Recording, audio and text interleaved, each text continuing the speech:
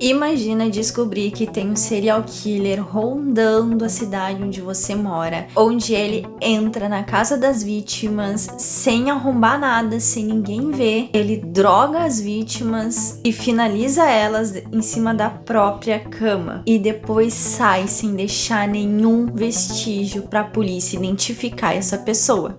Olá, eu sou a Sara e eu trago vídeos de resenhas e dicas de livros para vocês aqui nesse canal. Hoje a gente vai falar sobre o livro Uma Sombra na Escuridão, do Robert Brintza, da editora Gutenberg. Se você gosta desse tipo de livro, já deixa a tua curtida para não esquecer ao longo do vídeo. Uma Sombra na Escuridão é uma sequência direta do livro A Garota no Gelo. Então é uma série de livros que fala sobre a detetive Erica Foster. Cada livro pode ser lido separadamente, porém, como ele conta ali como a detetive Erica resolve esses crimes e fala muito sobre a vida pessoal dela, eu indico que vocês leiam na sequência. Mas caso vocês queiram ler, gostem muito de uma premissa de algum dos livros, pode ler tranquilo separadamente que vocês vão conseguir entender tudo. Nesse livro aqui, a detetive Erica se depara com um assassino, um serial killer que tá matando pessoas que aparentemente não tem ligação nenhuma. Ela não tá conseguindo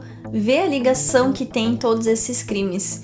E para ajudar, o assassino não deixa nenhum vestígio. Ele entra, ele não arromba a casa das pessoas, ele simplesmente entra e ninguém consegue entender como ele faz isso. Então eles percebem que ele tá investigando a vida das vítimas antes e de alguma forma ele tá conseguindo a chave da casa ou uma forma de entrar ali dentro.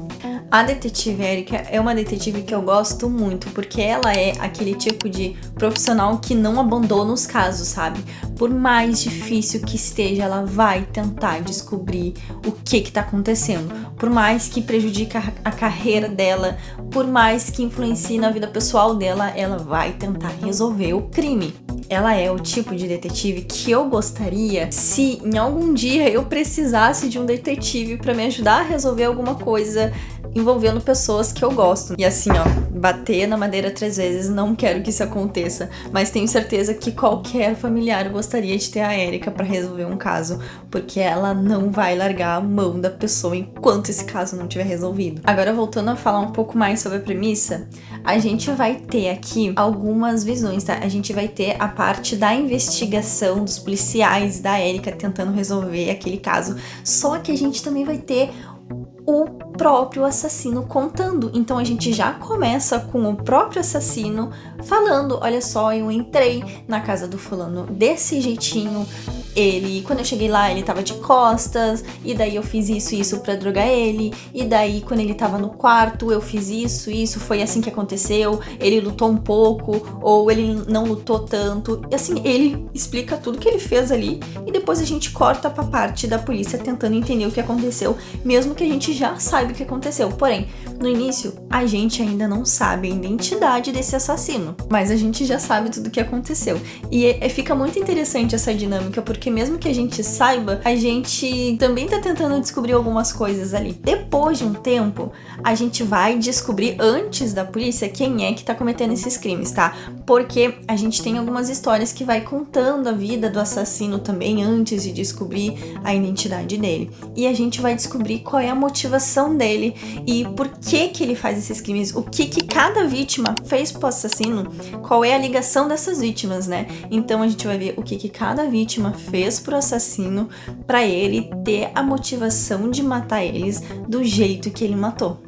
Porque é uma forma bem cruel, assim, bem intensa. E aí a gente decide se a gente concorda com o que tá acontecendo, se a gente não concorda. A gente vai acompanhar a saúde mental desse assassino. Pra quem já leu A Garota no Gelo, a gente vai conhecer um pouco mais da vida pessoal da Erica, né? Pra vocês entenderem o contexto, a detetive Erica, ela é uma profissional excelente e ela era casada com um outro cara dentro da polícia. Os dois eram policiais, mas ela tinha uma patente mais alta que a dele, então ela era chefe dele. e ela planejou uma operação, e nessa operação o marido dela tava lá dentro dessa operação e ele foi morto. Então ela se culpa muito porque ela foi a mandante, né? Ela foi a cabeça que planejou toda aquela operação, e dentro daquela operação lá o marido dela morreu, então ela se culpou por muito tempo. Ela voltou pra polícia porque ela precisa de alguma coisa pra distrair a cabeça dela, e é o que ela é boa em fazer. Então a gente continua acompanhando a detetive, vivendo um luto por causa da perda do marido dela e ao mesmo tempo tentando resolver casos para outras pessoas. E tentando crescer dentro da polícia, também subir de cargo, mesmo tendo tanta corrupção, mesmo tendo aquele... Vocês sabem, né? Qualquer empresa, na verdade, eu consigo linkar aqui, porque qualquer empresa sempre tem um querendo passar na cabeça em cima do outro.